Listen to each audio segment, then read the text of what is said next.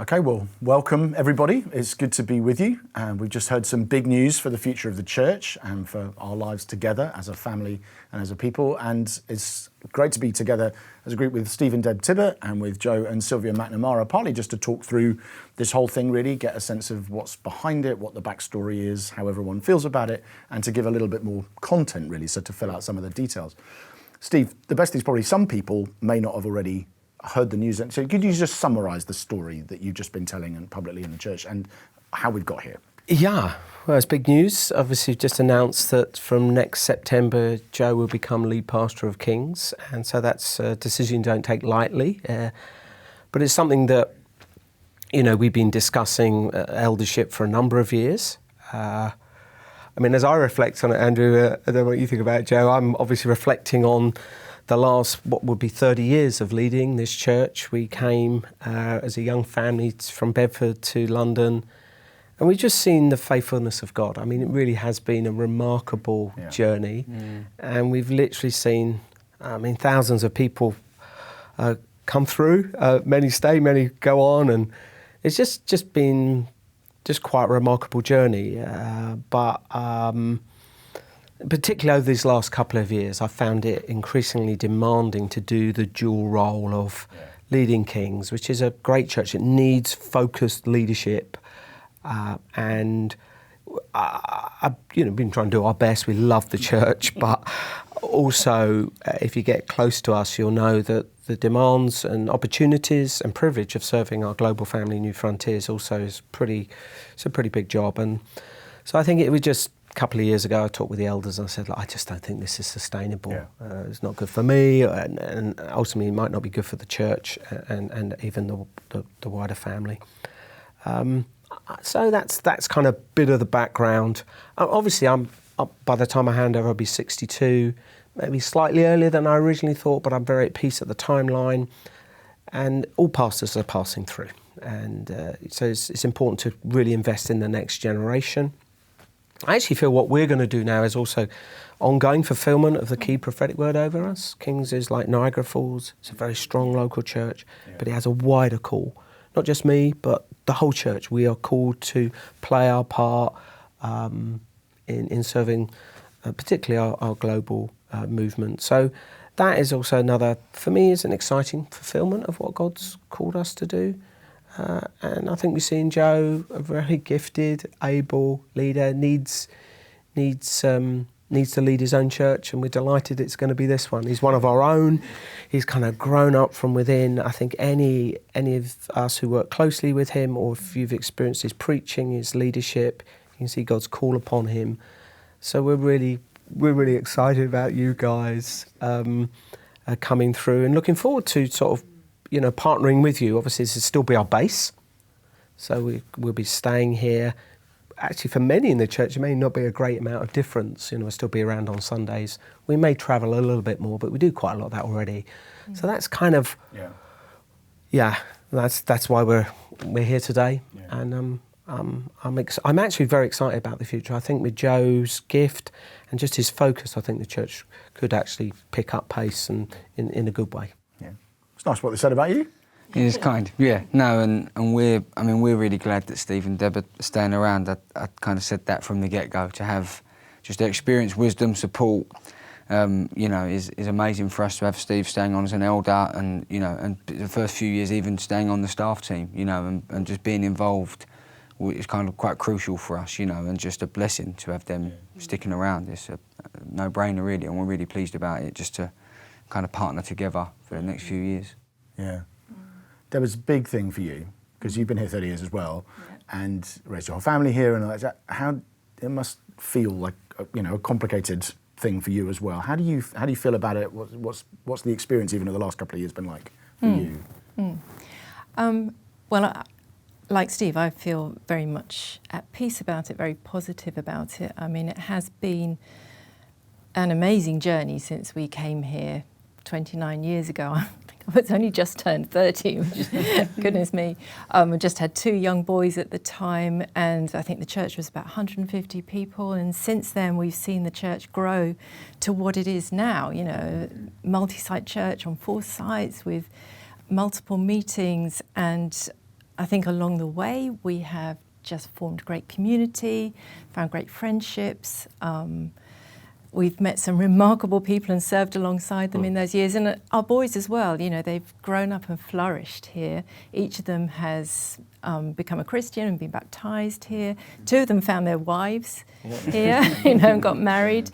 So it has been an amazing journey for us as a family. All that said, the last few years, as Steve has been increasingly called out, and inevitably I'm kind of joined in that with him, you know, we're out of Kings far more than was previously the case. And I think we felt a real tension there, and we've often felt that it's not sustainable, that we're not able to give Kings the kind of energy and focus that it needs. So it has been a challenge at times, hasn't it? Yeah. And as Steve said, we do feel that, you know, we're now moving into what we feel is a prophetic call upon Kings and on us as a couple, which is why it's just so fantastic to be sort of handing the reins over to Joe as lead pastor with Sylvia alongside him. And, you know, they're a fantastic young couple. And Sylvia, and we've had the joy of getting to know each other a bit more over the years, haven't we? I mean, they're both passionate for Jesus. They love God. They love his church. They have a delightful young family. You'll probably know, people know Joe far more from his upfront role preaching, but Sylvia is also really gifted herself, and they're just a great couple. It's true. It is true. So yeah, I think we feel very much at peace, and as Steve says, quite excited about what the future holds. Yeah. Oh, that's brilliant. And we're going to talk a bit next week with both of you as well about your stories and introduce you a bit more as well. But Steve, I think it also just, you've made it clear that you're not going anywhere. You're not disappearing into a puff of smoke. And sometimes that's what happens. Sometimes people hand over and then they go. And obviously that's not how it's going to work. And I think with very good reason. But could you talk through a little bit about how's it going to work? Because that you're not vanishing, but so how's this sort of partnership overlap transition? As you see, I know we don't always know how everything's going to pan out, but how do you see that working out? Well, we hope it's going to work. I think we've got a really good chance. I think we need a base. We are committed to Kings. We hope the church will pray and continue to support us as we serve outside. So we have no plans to move. And also what we want to do is really, support Joe and Sylvia in what this transition as Joe comes through, becomes lead pastor, and then, like I did when I first came and led a church, 30 plus years ago, it takes a while to grow into the role, and that's where we want to be, right alongside. I think we've been very clear, which would be our way of doing it if you've been in Kings any length of time. We're very clear, written down expectations of what is Joe's call, and I'll be more advisory. He's the leader from next September, but I'll stay on the eldership. Our latest chat is I'll still sit in all the senior leadership teams. I'll still be involved in some of the financial decisions in the background. So, but public ministry, I'll probably do even less. Obviously, you're still around, and there are other really gifted people on our team doing loads of things. So I think we'll be out more. We'll worship here on Sundays. I guess I'll occasionally anchor a meeting if that's needed or helpful. I probably will jump up and say something from time to time. But really, Joe will now become, in a year's time, he will become the leader of the church. He'll speak on Vision Sundays. He'll be casting the vision. He'll be leading the staff team. He'll be leading our eldership team. He'll be attending trustees and giving an account to them. And so that's a big shift. And mine will be a little bit more of a kind of, cheering on. And we already, it's even in the last year, since we've known this news is coming, nearly all decisions, Joe and I talk, we go for a walk up the park and grapple together. And I hope and expect we'll do that for a while.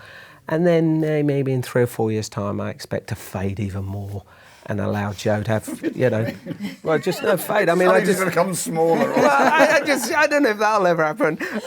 But I think we just want to stand alongside them because it's a big church, and it takes time for them to get known and things like that. So we just want to be supportive in that. I mean, I think in the end, honestly, if in the end we become a problem to the future of Kings, then we will make decisions in light of that, like we'll get out of the way. But we're hopeful and we're going to work hard to make it work. So yeah, that's our heart in it. Yeah, brilliant. Oh, that is so helpful to hear, and I just thank you for just being so open. And Joe, tell us initially, like, how did you come to the church? What's your King's story? How did you come here? How long have you been around? Yeah. How have you got to the point you are now? Yeah, I joined King's when I was 15. I'd been at what was then Downham Way Family Church. That's where my mum got saved into that church, and then us as a family followed in, sort of one by one, which is now our Downham site, if you know the story. But when I got to about 14, 15, I kind of got really on fire for Jesus. And I'd heard about this church in Catford and the youth stuff that was going on there, the youth ministry that was there. There was a 5:30 meeting, lots of young people going. And so I went along with a mate. Nick Ferguson was the youth pastor. That would be a name familiar to some. Yep. And I got involved with the youth ministry then. That would have been January 2009, I think it was. And then kind of ever since then I've just got stuck in it. Was at the 5:30 at Catford and loved it and been involved ever since. And then I went off when we launched the Leeds site. When we went multi-site, Downham site joined us and we launched the Leeds site. I went off with Phil and Sarah as part of the launch team to go and be involved with the Leeds site. Went off to uni, but was always going to come back to King's. I was in Nottingham, and when I came back, that's when I met Sylvia, actually, kind of back at the Leeds site. And then was teaching, and not long after I was teaching, I met with Steve, who approached me about coming on to join the staff team with the view to go and lead the Downham site. And so I did. That would have been 2018. I joined the staff team January 2018, and I've obviously been leading the site. So I've been at King's now just over 15 years, 16 years. So it feels like I've kind of grown up here, really. Yeah. Lots of my kind of friends from the church and, sort of through my late teens. And so you've been at 3 of the 4 sites as well. And I've been at 3 of the 4 sites, there's something going on there. So I have. I've been started at Downham Way Family Church, and I was at Catford for a while and loved it there. That's kind of where I started off before we was multi-site, and I guess fell in love with the church. It was missional, it was reaching people. Not long after I joined, there was like a 40 days prayer and fast. I kind of just loved being a part of this church that was just reaching people. And as soon as I heard we was going multi-site, I was like excited about it. Thought, wow, it's amazing reaching others. And so I've just loved the church and have been involved in all sorts of different areas of church life over the last 15, 16 years. And Sylvia, you obviously entered that story, but what at some point, actually, we'll come to that. But so, how did you come to the church? What's your sort of Christian background, and how did you end up at King's, and how did you two meet, and all that sort of thing? So I grew up in a Pentecostal church and was going there like my whole life. And then when I went to university, I started attending a church, and it was just so different to the church that I grew up in. And I felt like my faith became really personal. I was a Christian in the Pentecostal church, but it just opened up in a different way. And so once I graduated, I was like, I need to find this in London. Like, I need to find this. And I was speaking to my mum about it, and she was like, I've started going to this church called King's. You'll love it. I was like, not so sure. No, I'm joking. But, and then I came, and I was pleasantly surprised. It did mimic a bit the church that I attended at university, a missional heart, just the gospel coming alive, just grace in a different context. And so from, I think, 2013, I've been part of the church, so 11 years now. Yeah. A few years down the line, I met Joe, and he asked me to join the youth team. It was platonic. That makes it sound really suspicious.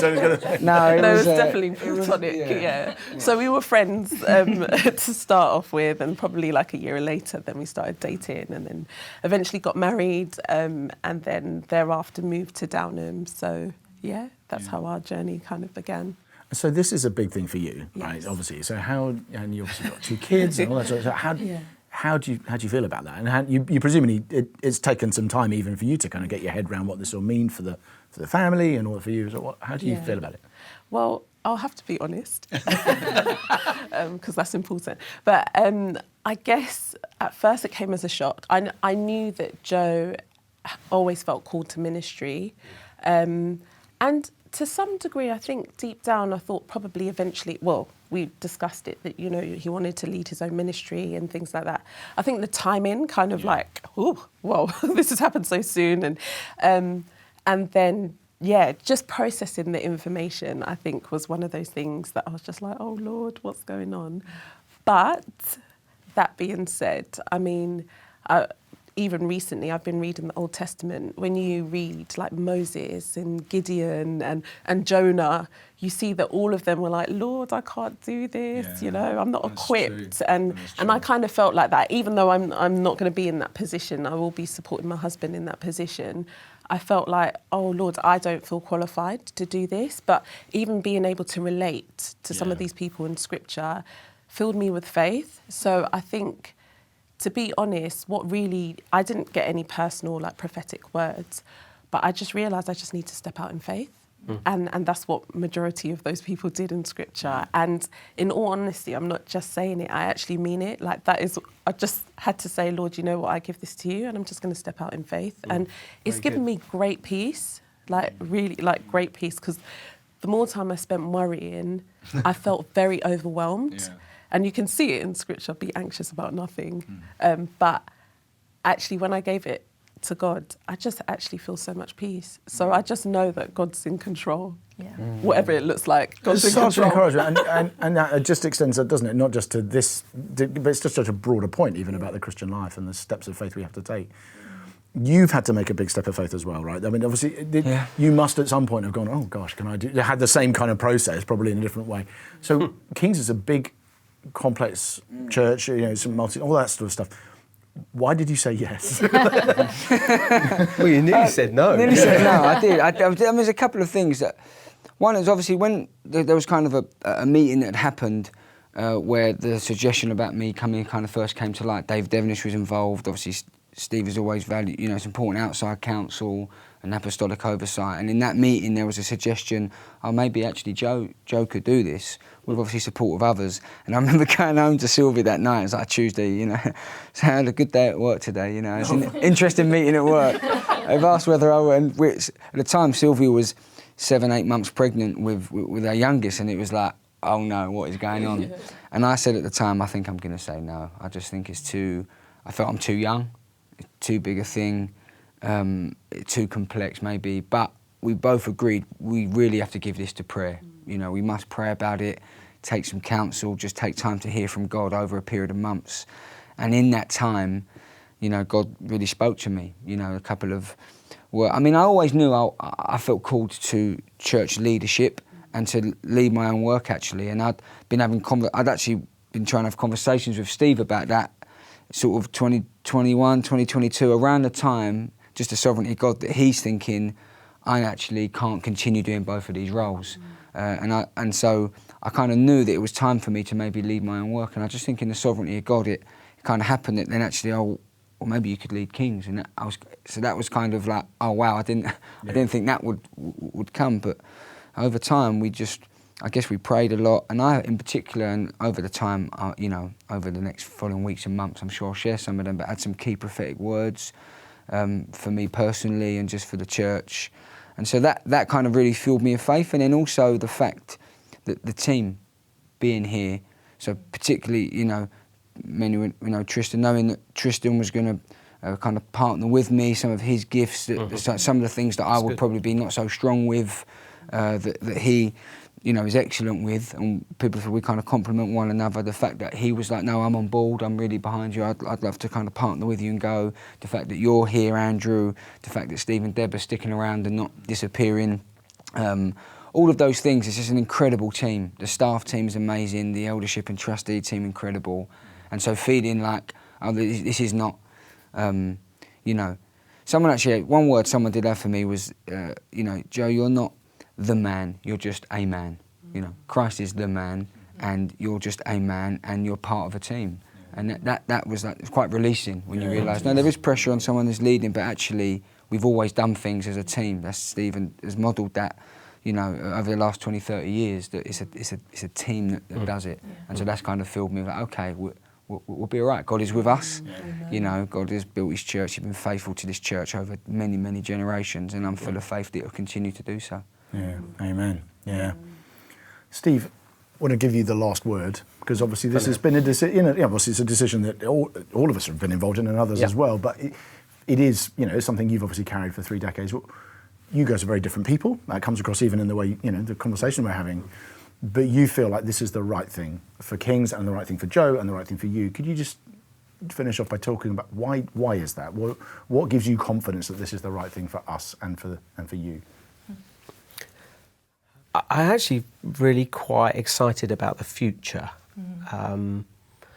Obviously, we inherited a struggling, really hurting church, and we hand over to the next generation a fairly healthy church.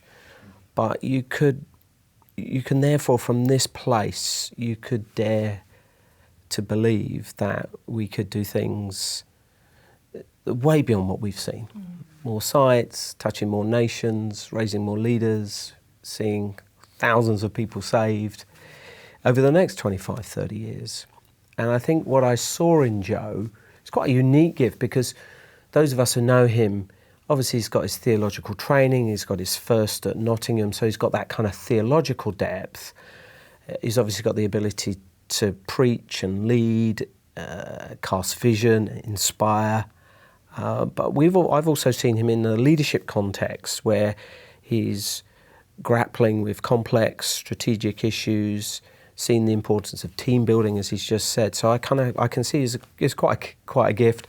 Just watching him lead at New Day, that not many people can stand in front of 8,000-9,000 young people and hold their attention. So you've got to have something about you. So I think that's what I see in Joe. It's not just me, it's the elders, it's those that speak in, whether Dave Deb and Steve Nicholson. We know their family. I commend them and Joe to the church, and we will do the best we can to see them fly. And it's not that he hasn't got things to learn, I'm sure he has, but that's okay. And that's where the strength in depth around Joe will help him come through. And I think in him there's potentially, I really do think there's potentially that we could see some very exciting things. Yeah. So that would be my prayer, that's my hope. And ultimately I think that is the fulfilment of what God has called us to do. Churches, I think, who really make an impact are more than one generational churches.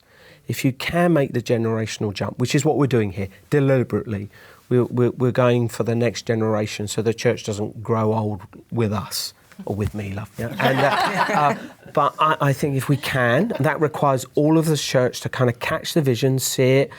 Some of us are going to have to adjust to being led by someone younger than us and all things like that. If we do, we'll then get to the next generation, and then the kingdom potential is vast. And that's really what we're hoping to see, that it definitely goes on to a next generation beyond us, and gradually we can sort of cheer and support and pray and see all that God has called us to do go on. That would be my hope, ultimately, that many people will get saved, far more than we've seen in our tenure. And we're praying and trusting that Joe and those around him will serve the church, honour God, and see many saved. Yeah. Brilliant. It's quite inspiring, quite exciting. I think it is anyway. Maybe I would say that, but it's just been so helpful to hear from all of you. Thank you for just your openness, and obviously thank you for your service to the church in past and future and so on. We hope it's been helpful for you listening in on this, just to get some perspective on all the changes that are coming up. I hope it's been helpful for you. Obviously we're around for all the questions that emerge and that sort of thing, and there'll be more conversations, and you'll get to know Joe and Sylvia better in the months to come. But may God bless you, and we'll see you at King's very soon.